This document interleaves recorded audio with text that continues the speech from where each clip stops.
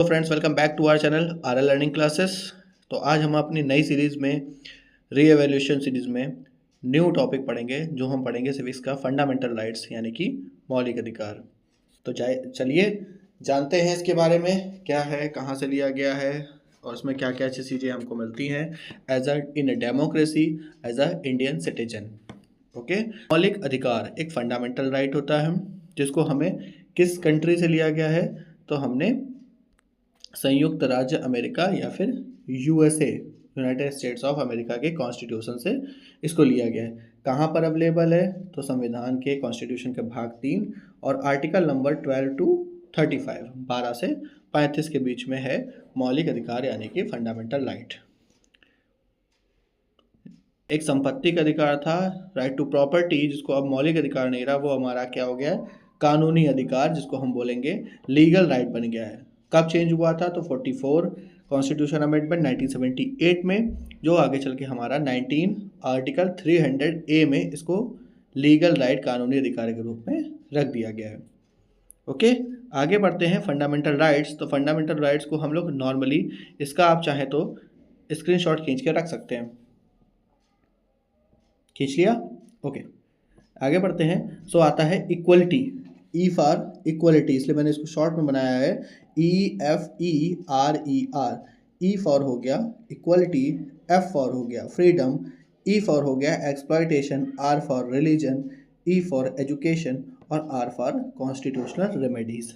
इसके आर्टिकल देख लीजिएगा।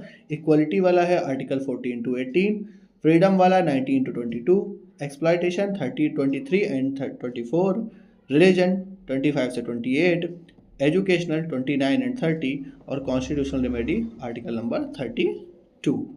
ओके, नेक्स्ट पढ़ते हैं। तो सबसे पहले आते हैं हमारा समानता का अधिकार, जिसको हम बोलेंगे आर्टिकल 14 से 18 में।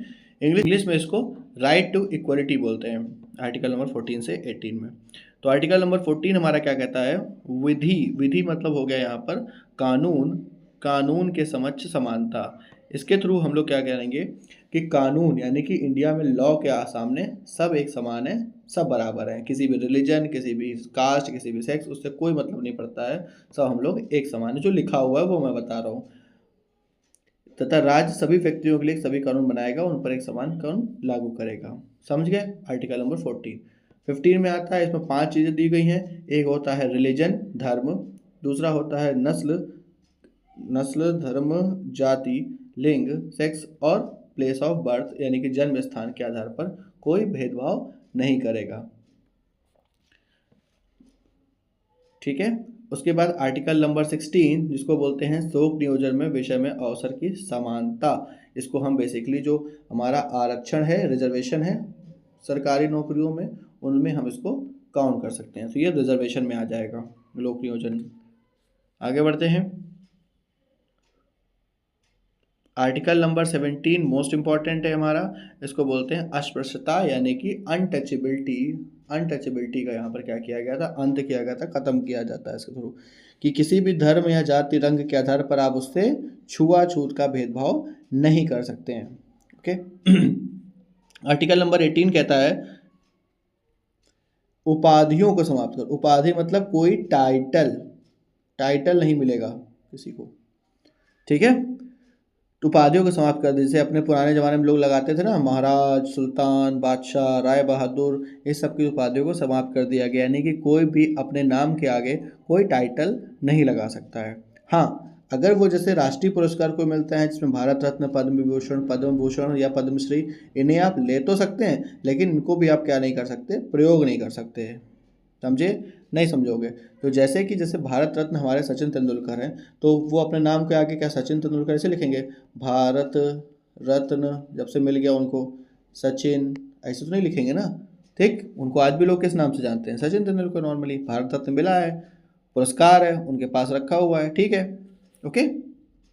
हाँ, अब इसमें कुछ अपवाद हैं। अपवाद कौन कौन से हैं, जैसे एक एजुकेशन और आर्मी का रैंक। जैसे एक एजुकेशन और आर्मी का रैंक जो होता है, एजुकेशन में जैसे किसी ने PhD कर लिया है, ठीक है, तो वो अपने नाम के आगे क्या लगा सकता है, डॉक्टर लिख सकता है। किसी ने एमबीबीएस किया हुआ है तो वो अपने नाम के आगे डॉक्टर लगा सकता है, या कोई आर्मी में है तो ब्रिगेडियर वगैरह लिख सकता है। वो सुना होगा ना आपने, ब्रिगेडियर, ब्रिगेडियर कुछ याद आया आपको, तिरंगा मूवी से, ब्रिगेडियर सूर्यदेव सिंह। और ये हमारे हो गए अपने प्यारे से डॉक्टर हाथी, समझ गए। ओके, नेक्स्ट पढ़ते हैं। नेक्स्ट आता है हमारे पास स्वतंत्रता का अधिकार, जिसको हम बोलते हैं right to freedom. Right to freedom सबसे पहले आर्टिकल नंबर 19 में दिया हुआ है। उसमें पहले हमारे पास टोटल 7 तरह की स्वतंत्रता थी, लेकिन अब इसको चेंज करके 6 कर दिया गया है। बस आपको मोटा मोटा पढ़ना है। एक सबसे पहले होता है बोलना, तो अगर आप अच्छा बोलते हैं तो पहले बोलेंगे। फिर आपको सुनने वालों के लिए एक हो जाएगी सभा। फिर अब सुनने वाले लोग अच्छे हैं, वो आपसे इम्प्रेस हो गए हैं, तो आपसे क्या कहेंगे, एक संगठन बना लो, एक ग्रुप बना लेते हैं, ठीक है। तो आप एक ग्रुप बना सकते हैं। ग्रुप बना के फिर आपको कहीं जाना होगा सब लोग, तो आवागमन करने की स्वतंत्रता, मतलब पूरे ऑल ओवर इंडिया आप कहीं भी ट्रैवल कर सकते हैं। फिर अगर आप वहाँ ट्रैवल कर चुके हैं, अच्छा लगा आपने, तो आप वहाँ पर क्या करने लगे, रहने लगेंगे, निवास करने और बसने की स्वतंत्रता, फ्रीडम। और फिर लास्ट में आता है, अगर बस रहे हैं तो वहाँ पर कुछ पैसा भी तो कमाएंगे, तो व्यापार करने की स्वतंत्रता, यानी कि अपनी पसंद का कोई भी व्यापार या बिजनेस करने की आपको पूरी फ्रीडम रहेगी, समझे। तो ये पूरी छः फ्रीडम है, ये इंपॉर्टेंट है, मोस्ट इंपॉर्टेंट है। आर्टिकल नंबर कहाँ पर दिए हुए हैं, 19 में। नेक्स्ट बढ़ते हैं आर्टिकल नंबर 20 कहता है दोष सिद्धि। दोष सिद्धि ये बेसिकली रिलेटेड है हमारे पास जो अपराध या कानून लोगों से या मुजरिम ऐसा समझ लीजिए, उनसे रिलेटेड है। कि अगर अभी मैं आपको समझाता हूँ, आपको समझ में आएगा। 3 प्रकार सुनता दी गई। एक होता है अपराध की एक सजा, मतलब सपोज कर लीजिए कि किसी ने क्या कर दिया, एक किसी का मर्डर, और किसी भी इल्ज़ाम के थ्रू वॉट एवर जो भी है उसको मिल जाती है क्या, सज़ा। और सपोज करते हैं वो सज़ा हमारी गलत होती है, झूठी होती है, तो अगली बार उसकी जब वही मर्डर करेगा तो उसको सज़ा नहीं मिलेगी। एक चीज़ की एक बार सज़ा और एक पर्सन को, समझ गए। और फिर आता है नेक्स्ट, अपराध करते समय जो कानून बना है उसी के तहत सज़ा मिलेगी। ये भी इम्पॉर्टेंट है कि अपराध मान के चलते हैं हम लोगों ने 2000 में किया था, तो आज उसकी हेयरिंग है 2025 में, तो क्या सज़ा उसको 2025 के अकॉर्डिंग मिलेगी, नहीं, 2000 में, सन 2000 में जो कानून था उसके अकॉर्डिंग सज़ा मिलेगी। हो सकता है इन 25 ईयर्स में कुछ ना कुछ उसमें चेंजेस हुए हों, तो उस चेंजेस के थ्रू नहीं, जब किया था उसके अकॉर्डिंग। उसके अलावा थर्ड पॉइंट आता है खुद के खिलाफ गवाही देने के लिए बाध्य नहीं किया जा सकता। मतलब खुद का गुनाह, आपने चोरी भी की है तो कबूल करने का कोई राइट नहीं है। अच्छी बात है, आप ह्यूमन बीइंग है, आप कबूल कर सकते हैं, वो ठीक है, बट कोई आपसे ज़बरदस्ती इस चीज़ के लिए गवाही नहीं दिला सकता है। ये हमारा थर्ड पॉइंट हो गया। तो ये बेसिकली हमारे जो जुडिशरी सिस्टम है उससे रिलेटेड था। नेक्स्ट आते हैं आर्टिकल नंबर 21 कहता है प्राण एवं दैहिक स्वतंत्रता। ये मोस्ट इंपॉर्टेंट है। इसी में आता है हमारे पास राइट टू एजुकेशन। कब बना था, 86 कॉन्स्टिट्यूशन अमेंडमेंट में 2002 में, और 6 से लेकर 14 साल तक के बच्चों के लिए क्या होगा, शिक्षा को फ्री और कंपलसरी, यानी कि निःशुल्क और अनिवार्य किया गया। सभी को बोला जाता है कानूनी सीमा के अंदर जीवन जीने का अधिकार है, समझे। जीवन जीने का राइट सबको है, सब आदमी अपने मन से जितना चाहे उतना जी सकते हैं, और किसी भी व्यक्ति से जीवन जीने का अधिकार नहीं छीना जा सकता है। कोई भी किसी का जीवन, लाइफ छीन नहीं सकता है, ये हमारा कानून कहता है, ये हमारा राइट कहता है। नेक्स्ट बढ़ते हैं आर्टिकल नंबर 22। इसमें क्या है, गिरफ्तारी की बात हो रही है। गिरफ्तारी से संरक्षण कैसे जाएंगे, तो एक होता है अपराध के बाद और एक होता है अपराध के पहले। अपराध के बाद क्या है, दंड, क्या हिरासत में अगर कोई पुलिस वाले गिरफ्तार करने आई है किसी को, तो उसका हमको क्या बताना पड़ेगा, रीज़न।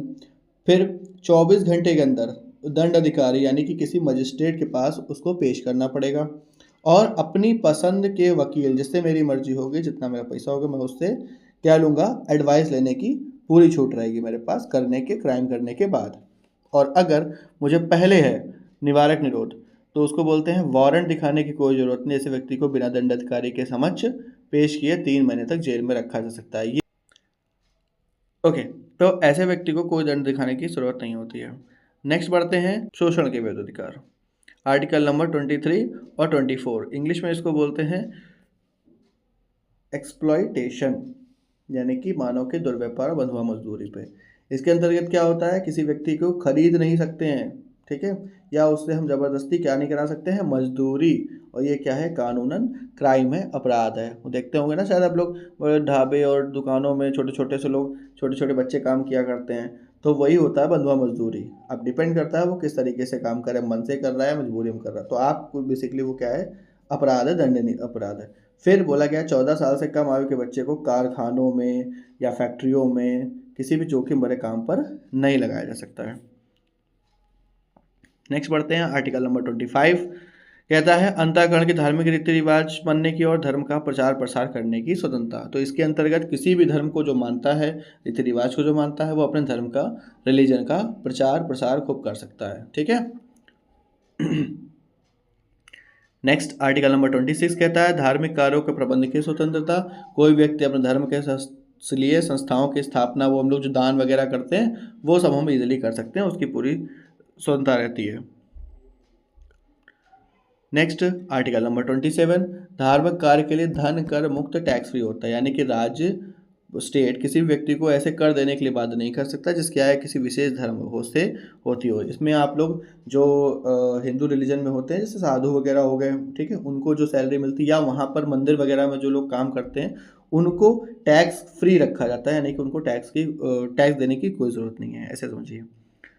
फिर आर्टिकल नंबर 28 कहता है सरकारी खर्च से चलने वाले संस्थान में धार्मिक शिक्षा नहीं दी जाएगी। ये भी होता है कि जो जिसका पैसा गवर्नमेंट दे रही है किसी धर्म, वहाँ पर कोई धर्म से रिलेटेड बात नहीं होगी, कोई रिलीजन से रिलेटेड पर्टिकुलर बात नहीं की जाएगी, ना उसकी एजुकेशन दी जाएगी।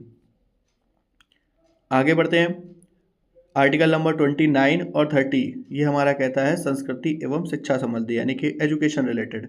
तो सबसे पहले अल्पसंख्यक की बात होगी, मिनॉरिटी की बात होगी।